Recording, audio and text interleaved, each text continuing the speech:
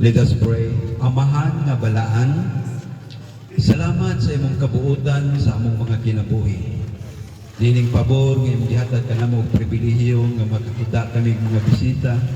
Salamat o Dios nga din ikaw magapanalangin sa patalusan kanamo.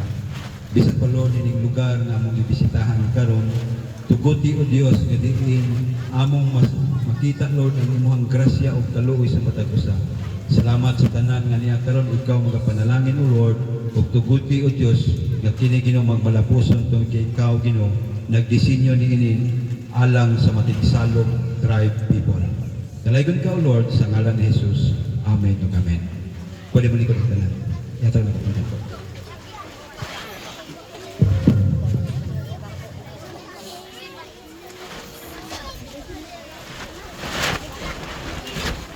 Mayong buntag sa tanan.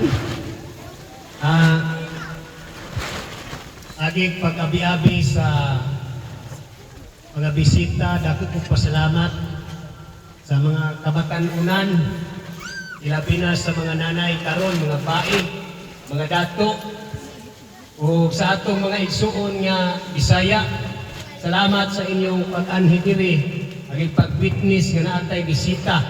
Ilabi na sa atong bisita karon, si Ma'am, o sa atong misyonary.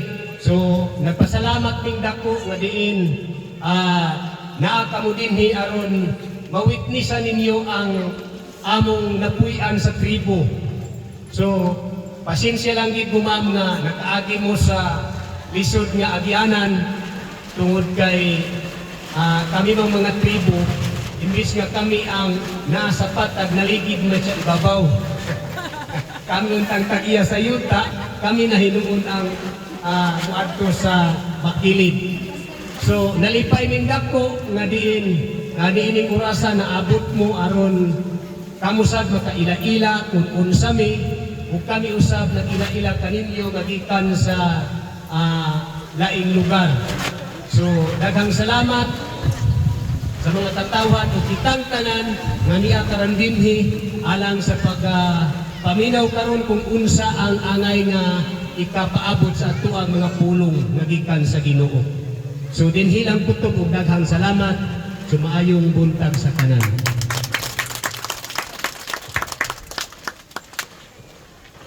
Ako rin pinaila sa inyo si Ma'am Ying. Usa na mo ka higala way back 3 years ago or 2 years ago. Si Ma'am Ying, nakauban na mo sa mga conference o siya usab ang aktibo nga pastora. Ang iyahang bana, bishop usab. So, naa siya karon nakiguyog aning duha ka mga missionary para mahatagan o katumanan ang ilahang misyon sa Pilipinas. Karon ato ang tanawon ang tribal dance sa mga kabataan. Ako ihatag sila.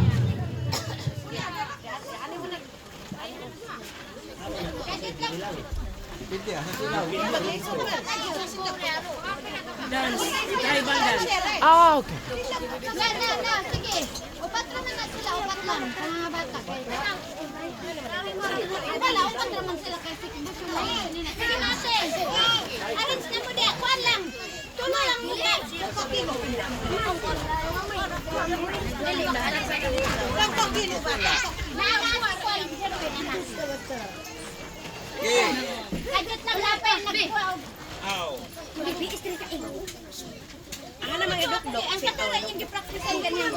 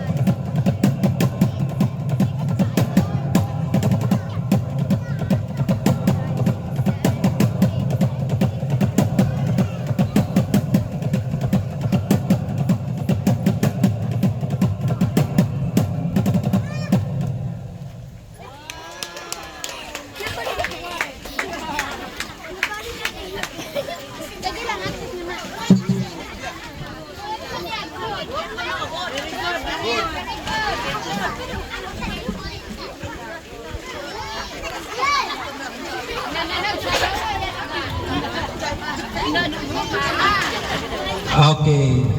Salamat mga bata. O sabot ang mga bata, sabta mag-istorya sila, ilong sa takadali kay mahuman ni sila maniudto dayon taron. Okay, I will give this time to Ma'am Ying to introduce our visitors. Sit down. Sit down. Sit down. Sit down. Sit down first. Yeah.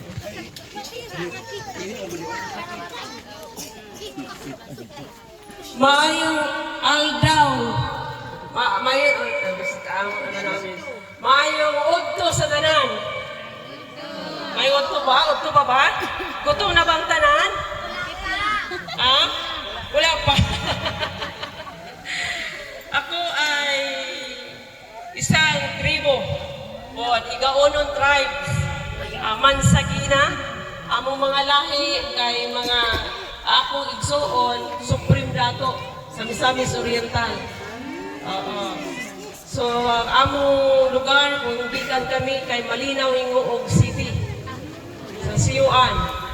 So, ang akong igsuon nga dato, gipatay sa mga taga-dagat, yung mga taga-ubos, mga langyaw, kay giproteksyonan ang among lugar sa Misamis Oriental, giproteksyonan sa igsuon, nga dili sila makatamak na ilang iskwato ng atong lugar, ng atong mga ancestral domain.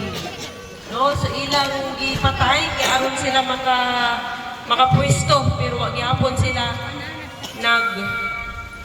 nagpadayon tungod kay ang mga anak ang nagsunod sa gahom sa ilang amahan.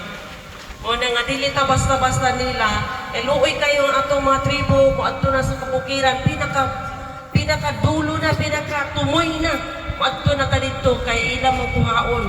Mo na nga kasabot ko sa inyong tribo na tungod kay ako pud ay tribo.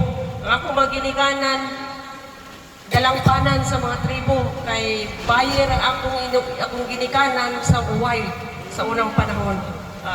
Bayer ni unya ako nagdako ko na anam pud ni sa Manila. Oo, gikan ni sa Manila wala ko nagdako na diri wala na ko nagdugay diri sa among lugar tungod kay kaming mga tribo pag na-civilize na ang mga anak. Manglangyaw na makahuman na mangita na maayong kinabuhi. No, daghan na sa tag mga tribo, mga abogado, daghan tag mga tribo, mga teachers, mga principal, dili na basta-basta karon nila luwaan lang, no, kaning mga naa sa dagat, kaning mga naa sa tao nga musay makaminos sa atong tribo, no? Sa una, mga tribo agi-agian na, pero karon highly regard na ang mga tribo. Ibig sabihin, pasabot nga ginarespeto na kita. Kaya naakad kita'y katungod sa gobyerno. Tama ba? Okay, so di ko maglangay. Ako, kasi tungod kay ako ni Dugay na sa Manila, mag-iisot ka po bisa. Kaning ako asawa, pastor. Ako po'y pastor, ang akong asawa, pastor po, nagdugay mi, nagsugod mi og ministry, nagbinyo sa 1995. 1995 nagsugod mi ministry, pero gamay pa ko nangalagad naging ko sa Ginoo. Lima pagpatuig na manuban ko sa kuya.